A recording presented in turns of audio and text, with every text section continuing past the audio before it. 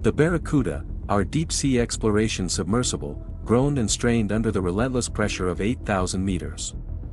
Outside, the darkness was absolute, broken only by the icy beams of our spotlights dancing over the seabed, a monotonous carpet of sediment.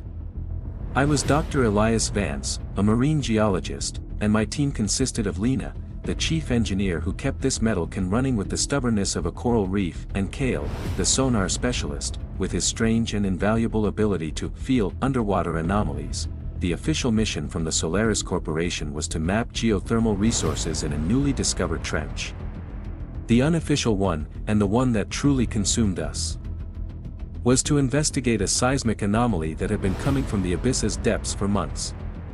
Regular, almost rhythmic pulses that didn't fit any known geological pattern. We believed it was the source of old sailor legends about deep-sea songs that drove ships to madness. Strange readings here, Elias. Kale's voice came, a little shaky, over the intercom. Sonar echo is distorted.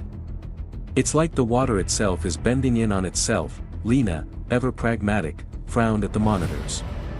Doesn't make sense. Pressure stable, oxygen levels normal. Is it some kind of electromagnetic interference from one of those pirate junk bases Solaris is looking for? The mention of pirates wasn't random. In recent years, the deepest seas and unexplored zones have become refuges for groups of technological corsairs, renegades, ex-military, and disillusioned scientists operating outside the law, hunting lost tech or unregulated resources. They were like legends, but now they were increasingly present, and their code of conduct was as unpredictable as the abyssal currents. 3 days later, we found the source. It wasn't a geological fault, nor a natural structure. It was a construction. A colossal tower of black basalt, rising from the seabed into the darkness above. Its sharp edges and impossible angles defying architectural logic. It had no doors, no windows. Just smooth surfaces that seemed to absorb light, making it an even darker silhouette against the blackness. At the top of the tower, an opening, an oval portal that pulsed with a cold blue-green light. From there, the sound. Not a sound heard with the ears, but a song. A song that seeped into the mind, promising and seductive, yet with an underlying note of despair and an abyssal hunger. It was the voice of the abyss. We can't get any closer, Lena warned, her voice strained. Systems are failing. We're losing control of the Barracuda. Kale was in a trance, eyes fixed on the sonar monitor that now showed distorted patterns from the tower. It's singing, it's calling us. It's beautiful, Elias. So ancient. They're trapped, calling us. I felt it too. The voice of the abyss was a melody of promises of boundless knowledge, of cosmic truths, of a unity with something grand. But intuition, a chill down my spine, told me that this unity came at a terrible price. The surface, over the radio, seemed increasingly distant. The voices from Solaris Corporation were full of alarm. Elias, what's going on down there? Our comms are degrading. We're getting strange visions. I knew the visions were the emanations, the tentacles of cosmic horror that the voice was extending into our reality. The tower wasn't just a construction. It was a receiver, a portal, and the voice was using Kale, and through him, even me, to intensify its frequency. Kale's sanity began to unravel rapidly. He spoke to the tower, responding to the song in a language that didn't exist, but also to the pirates, offering boundless knowledge in exchange for their release. They're trapped, he whispered, eyes wide. Those who call us, want out. But the void wants in. And the pirates might be the key to the gate. Lena tried to shut down the systems, but the voice was already tangled in the Barracuda's circuits. Lights flickered, the hull groaned, and I swore I saw slender, amorphous shapes swimming at the periphery of the spotlight's vision, shadows dancing in the outer darkness, growing bolder.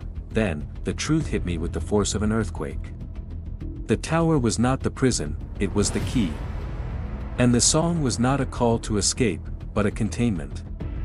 Those who were trapped were the consciousnesses of void creatures, held within our reality by some ancient power. The voice of the abyss was singing to weaken the barriers, to fracture reality and allow the cosmic horrors that did not belong in this universe to fully manifest.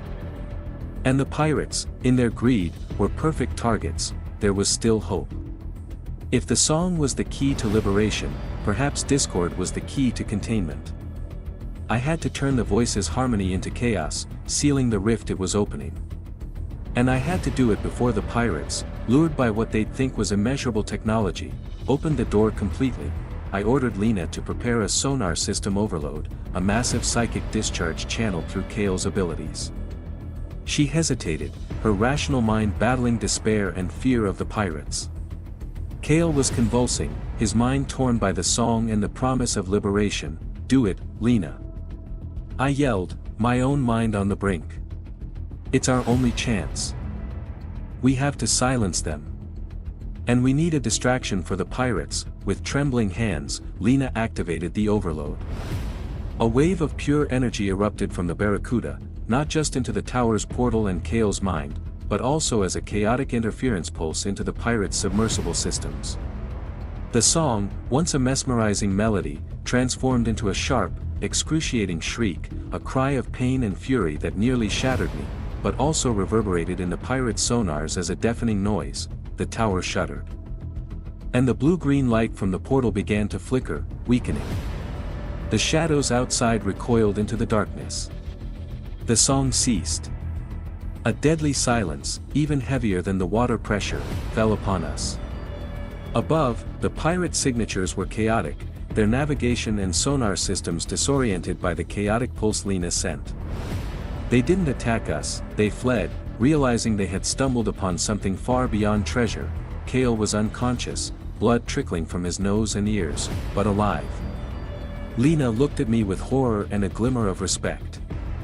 "What was that, Elias?" "The sound of the void being forced back," I replied, my voice hoarse. "The tower, it's a seal. A trap.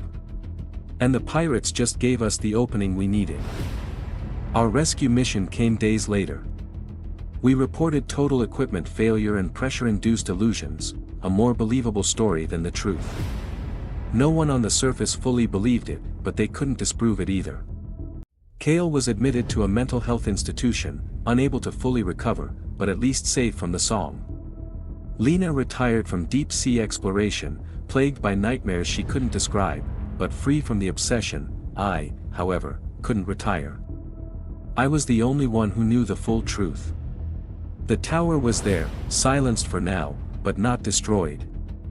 The voice of the abyss had been forced back, but I knew it wasn't dead. It waited, singing in a tone inaudible to most, but one I could still feel as a persistent hum at the back of my mind. My life became a vigil. I became a special anomaly consultant, a whisper hunter, looking for any sign of the voice resurfacing. I look at the ocean, no longer with scientific curiosity, but with a chilling suspense. The Mariana Trench holds more than meets the eye. It holds secrets best left untouched, and pirates who, unwittingly, almost opened the gates to the end, and I am the reluctant guardian, waiting for the day the void song becomes audible again, calling not just to me, but to all of our reality into its primordial darkness.